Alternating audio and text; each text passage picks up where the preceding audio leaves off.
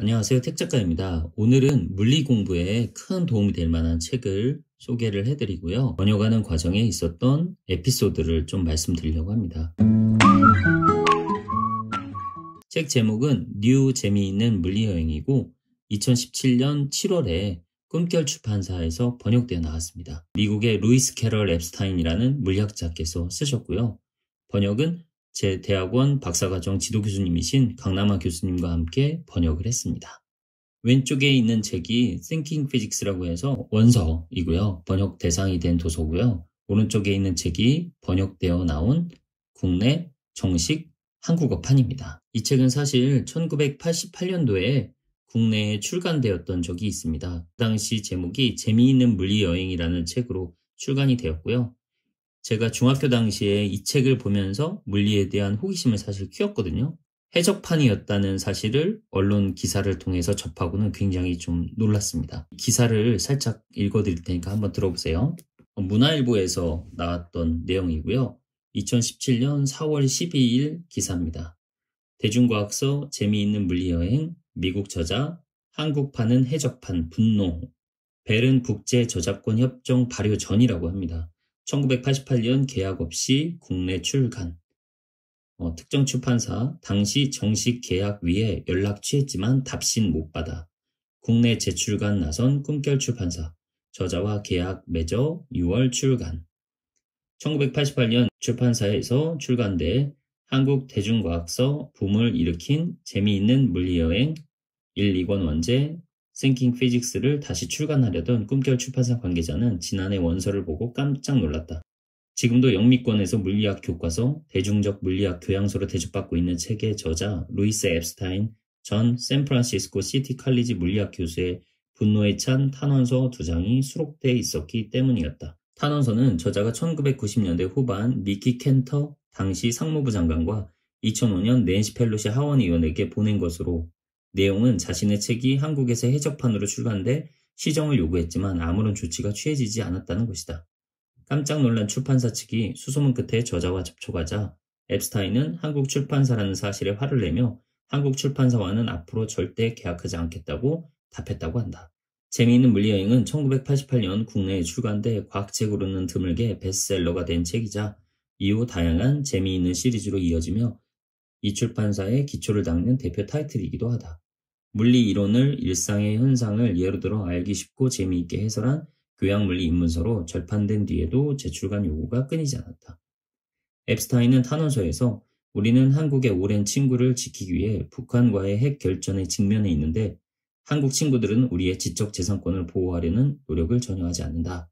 재미있는 물리여행은 해적판으로 진행 중인 범죄이다 라고 비난하고 있다.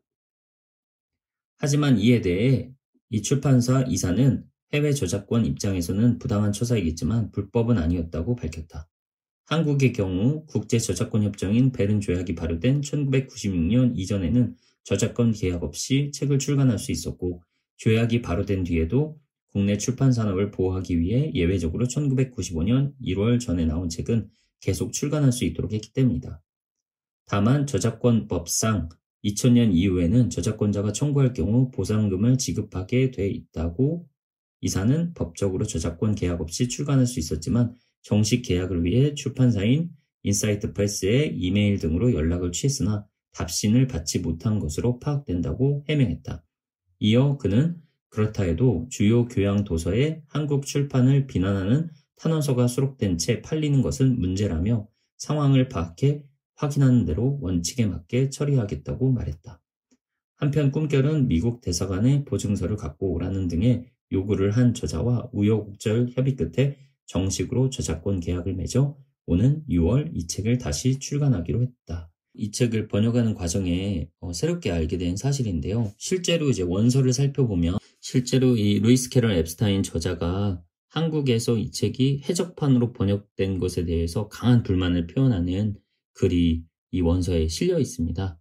낸시 펠로시 지금은 상원 의장인 분이죠. 이분한테 보내면서 한국이 이런 불법적인 해적판을 내서 자신의 저작권을 침해했다는 것을 강하게 미국 의회에 어필을 하는 그런 글이 실려 있습니다. 옛날에 우리나라가 남의 기술 베껴 쓰고 실제로 특허라든가 이런 저작권에 관련된 개념이 사실 없을 시절이었죠. 남의 책을 그냥 무단으로 갖다가 사용하고 했던 과거, 이런 어둠의 시절이 있는데, 지금은 매우 선진화돼서 이런 저작권법이나 특허법을 국제법상의 규준을 잘 준수하면서 이렇게 선진국 반열에 올라간 것이 참 새삼 큰 발전을 이루었다, 그리고 많은 변화가 있었구나라는 생각을 하게 되고요. 이 책의 원서는 지금 3판까지 나와 있어요. Thinking Physics에서 전부 다 이제 문제 형태로 되어 있습니다. 여기 보시면 그 문제와 함께 그 답이 밑에 이렇게 나와 있는 형태로 되어 있고요.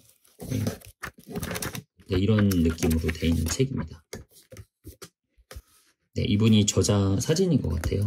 이제 한국어판을 한번 보겠습니다. 노랗게 여기 정식 한국어판이라고 이렇게 적었죠.